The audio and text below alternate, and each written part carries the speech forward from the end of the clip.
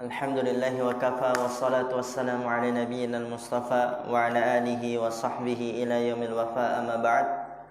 Rabbi shrah li sadri wa yassir li amri wahlul 'uqdatam min lisani yafqahu qawli. Allahumma 'allimna bima yanfa'una wanfa'na bima 'allamtana wa zidna 'ilman nafi'a. Allahumma arinal haqqa haqqan warzuqna ittiba'ah wa arinal batila batila warzuqna ijtinabah. Rabbana ighfir lana wa liwalidina warhamhum kama rabbawna shighara. Insyaallah kita akan melanjutkan pembahasan kita dalam kitab Al-Usulu min Ilmil Usul. Di pertemuan sebelumnya kita telah menjelaskan apa itu al-amr, yaitu dia adalah ucapan yang mengandung tuntutan perbuatan. Ya, kita sudah bahas yang dimaksud dengan perbuatan di sini adalah secara umum, yaitu mengadakan, sehingga mencakuplah ucapan. Ya, karena orang ketika dikatakan perbuatan dikira anggota badan saja.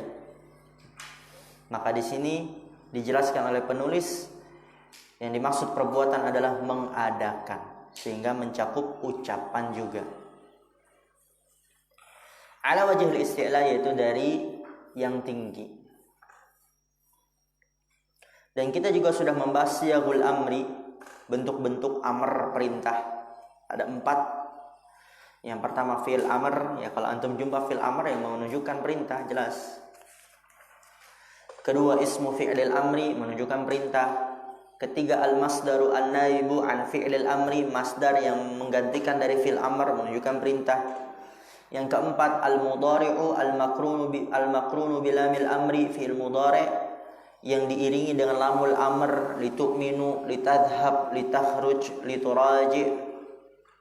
Itu dia menunjukkan perintah. Kemudian kata penulis rahimahullah, terkadang kita jumpai dia memberikan makna perintah tapi dari selain bentuk perintah. Dari selain bentuk perintah yang 4 yang disebutkan oleh penulis sebelumnya. Contohnya apa? Seperti disifatkan dengan fardun, farada alaikum. Ya, maka di sini juga perintah. Atau wajibun, wajaba alaikum, wajibun alaikum. Maka ini juga perintah. Mandubun, yaitu disunahkan kepada kalian, dianjurkan kepada kalian. Maka ini juga perintah. Ta'atun, yang berupa ketaatan, maka ini juga perintah. Ati'ullah wa ati'ur rasul, ya di situ maka perintah untuk mentaati Allah, mentaati Rasul. Au yumdahu fa'iluhu, atau dipuji orang yang melakukannya, dipuji, yaitu misalnya orang yang dia salat di awal waktu, kemudian dia mendapatkan takbir imam, itu mendapatkan ini dan ini, ya, pujian. Maka itu adalah perintah agar segera salat di awal waktu dan dia mendapatkan takbir imam. Au yuzammu tarikuhu, atau dicela orang yang meninggalkannya, ya, orang yang meninggalkan salat, orang yang meninggalkan belajar, orang yang meninggalkan puasa, mengakhirkan qada puasa dengan seakhir-akhirnya hingga mendekati Ramadan, ya, karena dia berlalai-lalai, bermalas-malasan, selalu menunda-nunda, dicela. Dicela. Maka di situ terdapat perintah untuk bersegera untuk menggontok puasa. Ya, jangan sampai terlalu larut hingga mau Ramadan baru dia qada. Ternyata nanti ada halangan lagi, sehingga selesai masuk waktu Ramadan dan masih ada sisa qadanya. Au yurattabu ala fi'lihi thawabun, atau dihasilkan atas perbuatannya ganjaran. Ya, kalau misalnya dia berbakti kepada kedua orang tua akan mendapatkan ini, dia membaca Al-Fatihah akan mendapatkan ini. Orang yang membaca Al-Fatihah, membaca Al-Ikhlas, dia seperti membaca sepertiga Quran, ganjaran, berarti pahalanya lebih daripada surat yang lain, gitu. Maka di situ terdapat perintah. Au ala tarkihi iqabun, atau meninggalkannya terdapat hukuman. Ini juga berarti terdapat perintah. Kemudian kita ulang sedikit. Qala al-mu'allif rahimahullah ta'ala ma taqtadihi sighatul amri. Apa yang diharuskan dari bentuk amr. Jadi kalau antum jumpa amr, perintah, baik dia fil amr, isim fil amr, masdar pengganti dari fil amr, mudhari yang diiringi dengan lamul amr, dia bentuk sifat fardun, wajib, mandub, ta'ah, yumda fa'iluhu, yudam tarikuhu, yurattab ala fi'lihi thawabun, menjumpai bentuk amr. Maka apa kata penulis? Sighatul amri indal itlaqi taqtadi wujubal mubadarati bihi, wujubal ma'muri bihi.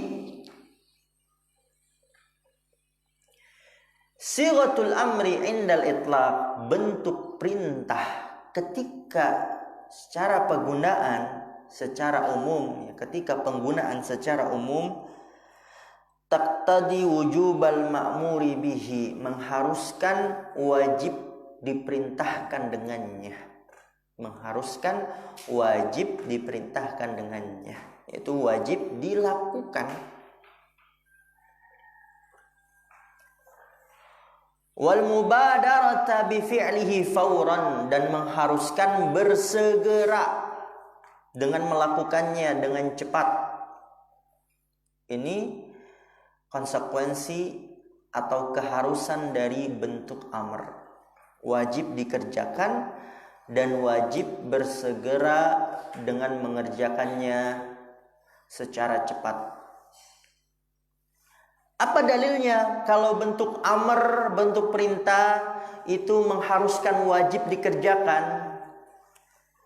Kalau nggak dikerjakan berarti apa? Mendapatkan hukuman.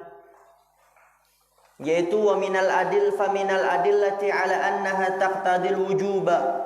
Termasuk dalil-dalil bahwasanya dia mengharuskan wajib, yaitu firman Allah Ta'ala falyahzaril ladzina yukhalifuna an amrihi.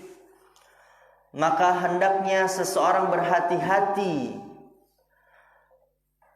terhadap orang-orang yang menyelisihi dari perintah Rasulullah sallallahu alaihi wasallam. Falyahzaril ladzina, ya di situ fa'ilnya alladzina ya. Maka hendaknya orang-orang itu berhati-hati menyelisihi dari perintah Rasulullah sallallahu alaihi wasallam. Kenapa?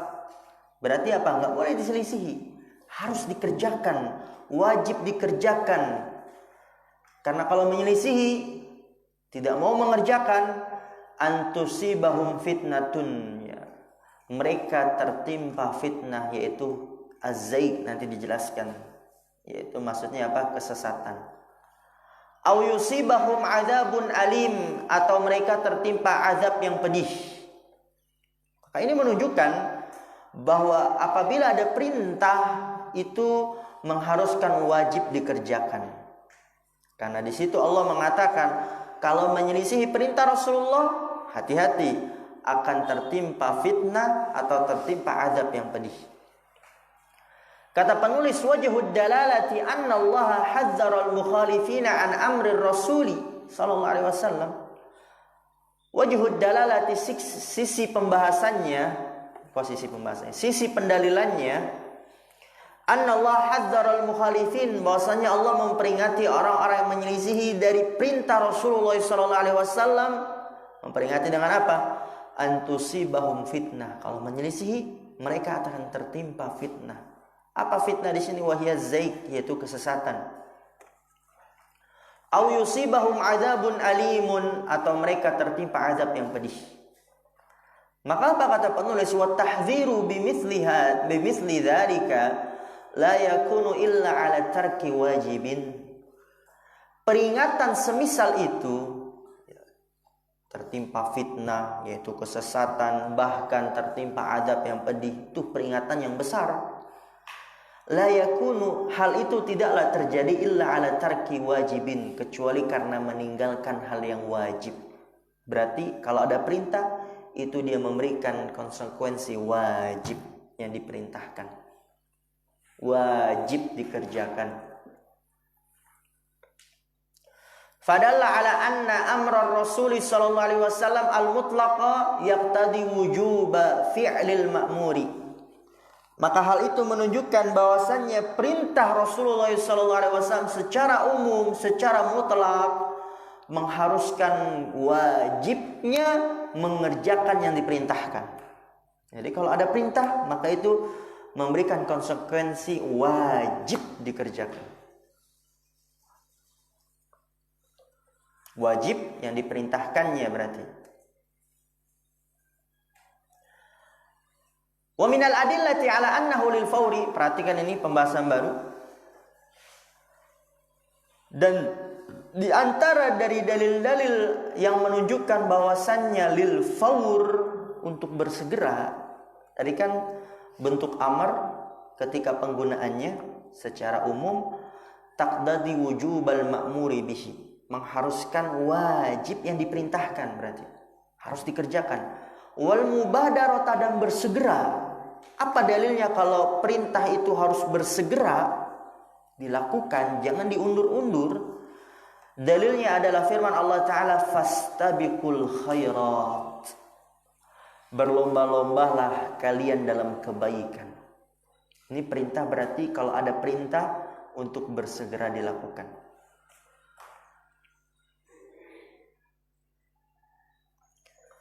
Ayat ini menunjukkan kalau ada perintah maka bersegera untuk dilakukan.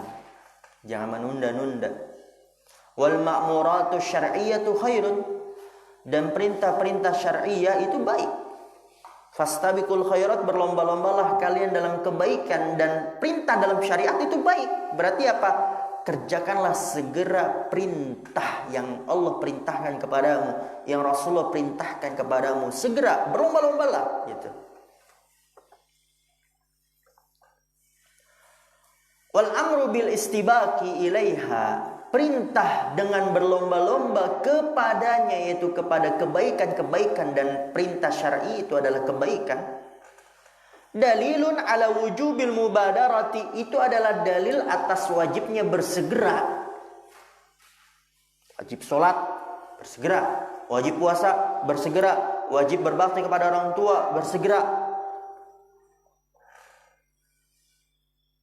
Juga dalil yang kedua, wali anna nabiyya sallallahu alaihi wasallam kariha ta'khiran nasi ma amarahum bihi minan nahri wal halqi yaumal hudaybiyati, hatta dakhala ala ummi salamata radhiyallahu ta'ala anha fadzakara laha ma laqiya minan nasi. Kemudian apa yang menunjukkan kalau perintah itu harus segera dilakukan? Yaitu lianna nabiyya sallallahu alaihi wasallam, karena bahwasanya Nabi sallallahu alaihi wasallam kariha ta'khiran nas, beliau benci, tidak suka manusia mengundur-undurkan. Ta'khiran nas, pengunduran manusia, ya, manusia mengundurkan. Ma amarahum bihi, apa yang beliau perintahkan kepada mereka, yaitu apa yang Rasulullah SAW perintahkan kepada para sahabat, minan nahri, ya, untuk nahr, menyembelih, wal halqi, dan menyukur, yaumal hudaybiyah, pada hari Hudaybiyah, itu ada peristiwanya. Nabi SAW memerintahkan para sahabatnya, udah kita sembelih saja dan kalian halq, cukur rambut. Namun mereka tidak bersegera untuk mengerjakannya, dan Nabi benci akan hal itu, tidak suka. Hatta dakhala ala ummi salamata, hingga Nabi SAW masuk kepada Ummi Salamah radhiyallahu ta'ala anha, fadzakara laha, lalu Rasulullah menyebutkan kejadian tersebut kepada Ummi Salamah. Ma laqiya minan nas, apa yang beliau dapati dari manusia. Fadzakara laha, kembali ke Ummi Salamah. Saksi pembahasannya apa? Rasulullah membenci mengakhirkan perintah. Berarti kalau ada perintah harus bersegera. Juga alasan yang ketiga, wali annal mubadarata bil fi'li ahwatu wa abra'u wa ta'khira lahu afatun, wa ta'khira lahu afatun, ya, ataf ke al mubadarata. Ataf ke mana? Mubadarah.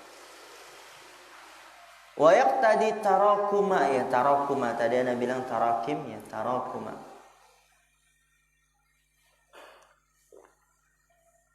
Wa yaqtadi tarakumal wajibati hatta ya'jiza anha. Alasan yang ketiga kalau ada perintah harus bersegera dilakukan, kata penulis, li'annal mubadarata bil fi'li, karena bahwa saya bersegera dengan mengerjakan ahwat itu adalah lebih berhati-hati. Karena kita nggak tahu kapan ada halangan, kapan ada udzur, kapan kematian menjemput. Wa abra'u, dan lebih lepas dari tanggung jawab. Lebih apa? Habli. Kenapa nggak ditulis habli? Abra apa? Tahu gak antum sebelumnya? Ditulis. Ayo lihat. Zakaria, Masya Allah, semangatnya itu. Abro, ya lebih lepas dari tanggung jawab. Kalau antum sudah kerjakan, ya udah kan tenang, nyaman. Tapi kalau belum dikerjakan itu masih dihantui. Waduh, belum ini lagi. Waduh, belum ini lagi. Wa ta'khira lahu afat, dan mengakhirkan itu dia memiliki afat. Apa afat? Kerusakan-kerusakan, kecacatan-kecacatan. Itu dalam mengakhirkan. Dan kalau diakhirkan, yaqtadi tarakumal wajibat, mengharuskan apa? Bertumpuknya kewajiban. Hatta ya'jiza anha, hingga dia tidak mampu dari melakukannya. Akhirnya nggak dilakukan.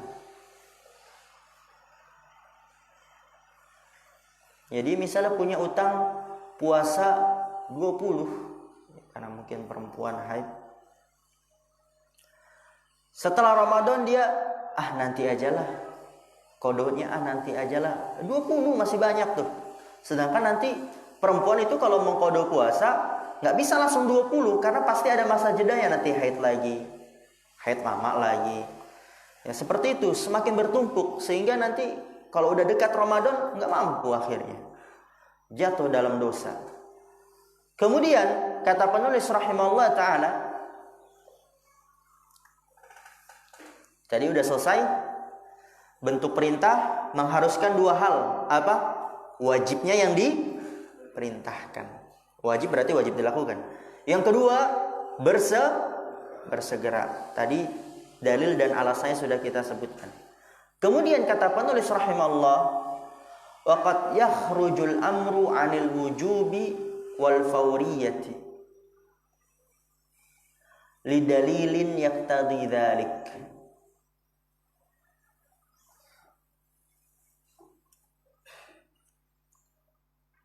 Waqad yakhrujul amru,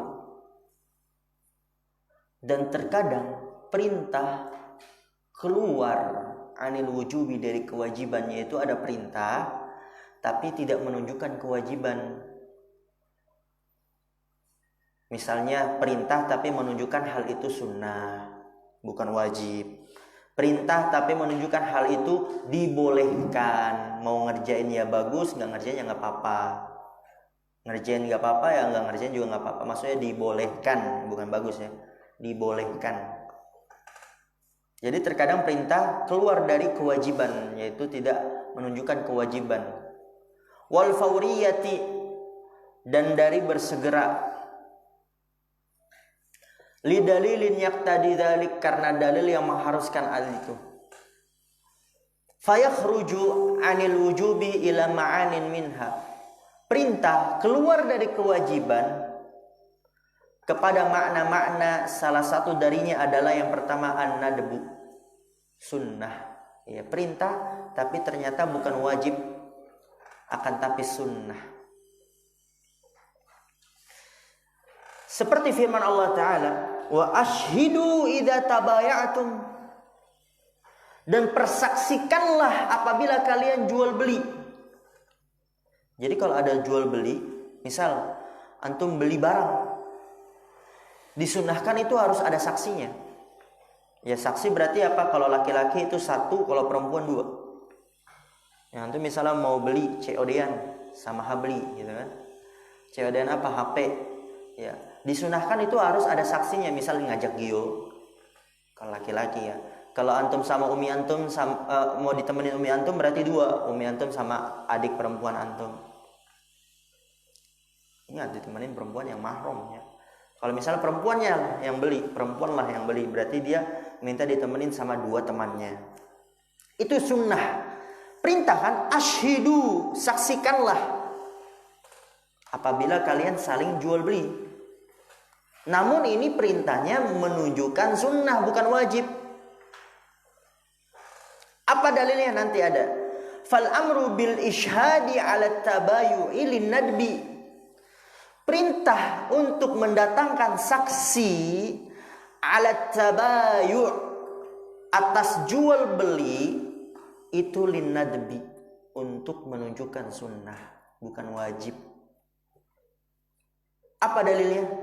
Kalau itu perintahnya untuk sunnah bukan wajib, bidalili, dengan dalil anna Nabiya sallallahu alaihi wasallam ishtara farasan, bahwasanya Nabi sallallahu alaihi wasallam suatu ketika membeli kuda min a'rabi, dari Arab Badui. Membeli kan?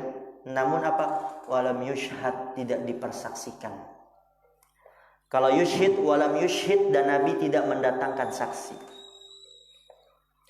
Berarti ini menunjukkan perintah di dalam Al-Quran asyhidu itu adalah sunnah. Kenapa? Karena kalau wajib gak mungkin Nabi menyelisihinya. Tidak mungkin Nabi menyelisihinya. Buktinya Nabi suatu ketika membeli kuda dari Arab Badui dan tidak mendatangkan saksi, berarti perintah Allah wa asyhidu itu adalah sunnah. Asani al-ibahatu, yaitu menunjukkan kebolehan. Ada perintah tapi menunjukkan kebolehan, boleh hal itu. Wa aktsaru ma yaqa'u dzalika idza warada ba'dal hadari. Dan kebanyakan jatuh hal itu apabila datang setelah larangan. Jadi sebelumnya dilarang, kemudian diperintahkan, itu menunjukkan apa? Boleh dilakukan. Bukan harus dilakukan, namun boleh. Misalnya Nabi bilang, nggak ada yang keluar kelas, larangan kan? Kemudian udah selesai belajar, ayo keluar kelas. Maksudnya apa? Boleh keluar. Bukan berarti antum semua harus keluar, namun boleh keluar. Karena setelah larangan. Au jawaban lima yutawahhamu annahu mahdzurun. Atau jawaban bagi apa yang dikira bahwasannya hal itu dilarang. Jawaban bagi yang dikira bahwasannya hal itu dilarang.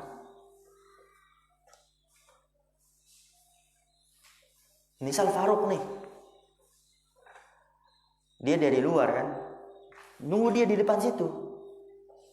Ustaz, boleh masuk nggak? Karena dikira Faruk nggak boleh masuk. Anak bilang masuk gitu. Maksudnya apa? Boleh masuk. Paham nggak? Misalnya Dekta habis ngambil minum, lagi marah-marah gitu. Dekta di situ takut nggak mau masuk. Takutnya dikira nggak boleh masuk. Apa yang di sana? Boleh masuk Ustaz. Nah, dikira dilarang kan? Anak bilang masuklah. Maksudnya apa? Boleh masuk. Maka yang kedua ini memberikan faedah ibahah, kebolehan. Dan kebanyakan hal itu terjatuh apabila datang setelah larangan. Tadi udah nak kasih contoh. Atau jawaban terhadap apa yang dikira hal itu dilarang. Paham ya? Contohnya tadi yang sampaikan ke antum. Paham gak? Paham ya?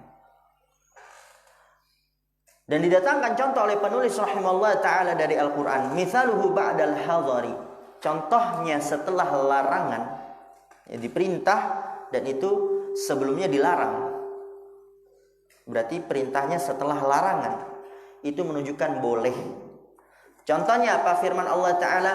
Wa idha halaltum fastadu.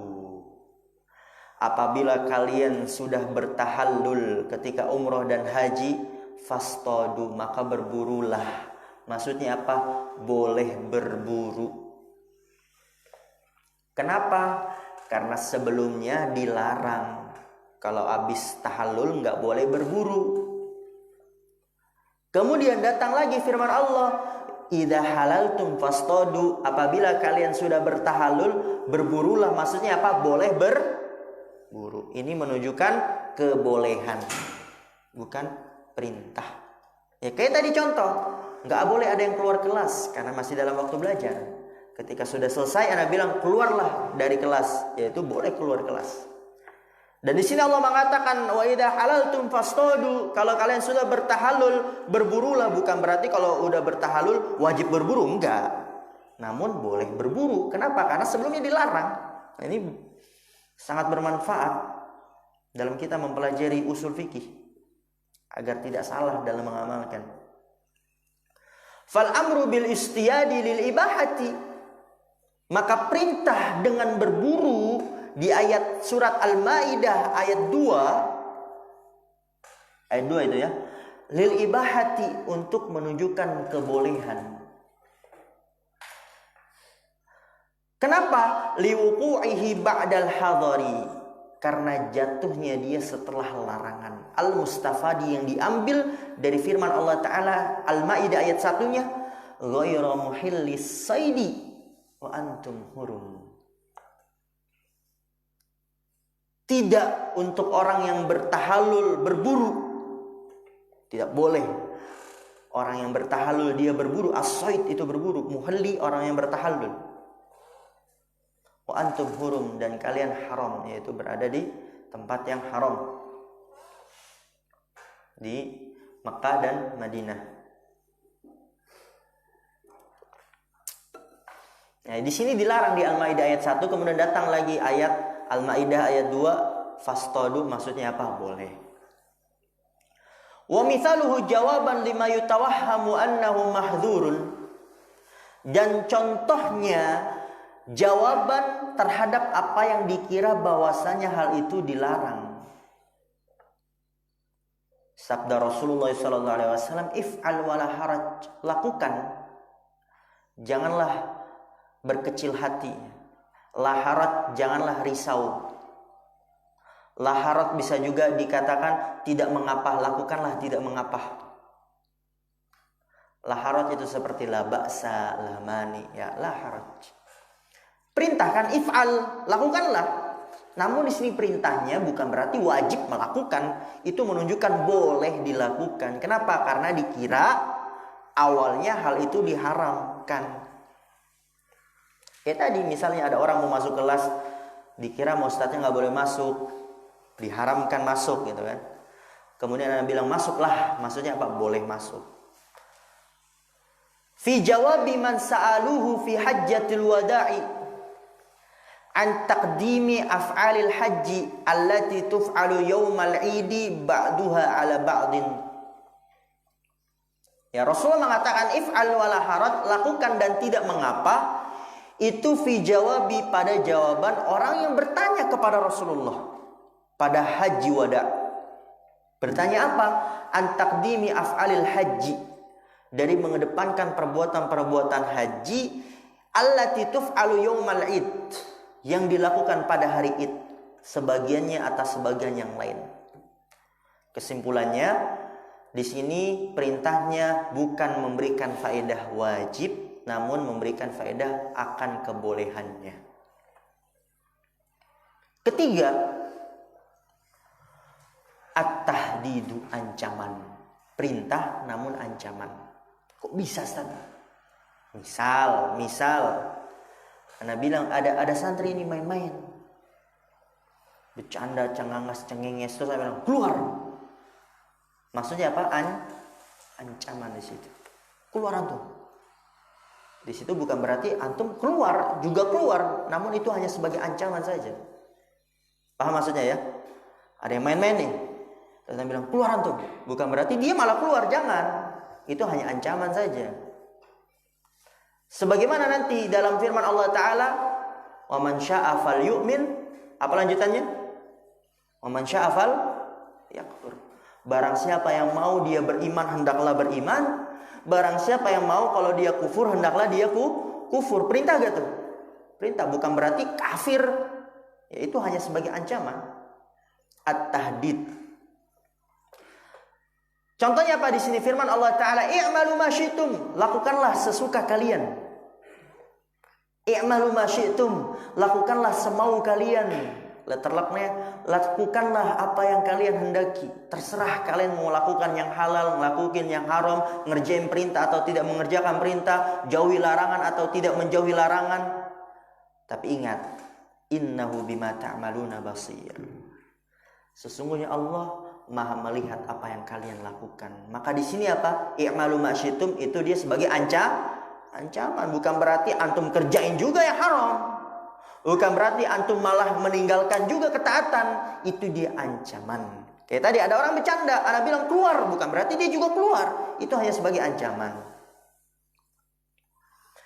Kemudian inna a'tadna lidzalimina naran, itu ayat sebelumnya.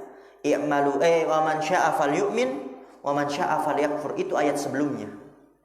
Inna a'tadna lidzalimina naran, ayat sebelumnya apa? Wa man syaa'a falyu'min wa man syaa'a falyakfur. Itu saksi pembahasannya malahan. Tapi enggak tertulis di sini. Barang siapa yang mau dia beriman, barang siapa yang mau dia kufur, perintah.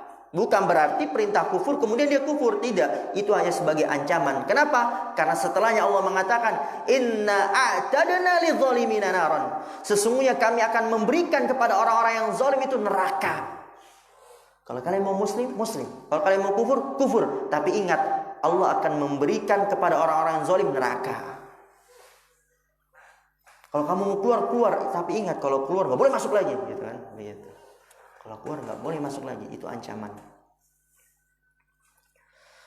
Kemudian kata penulis rahimahullah ta'ala, fadzakaral wa'ida ba'dal amril madhkuri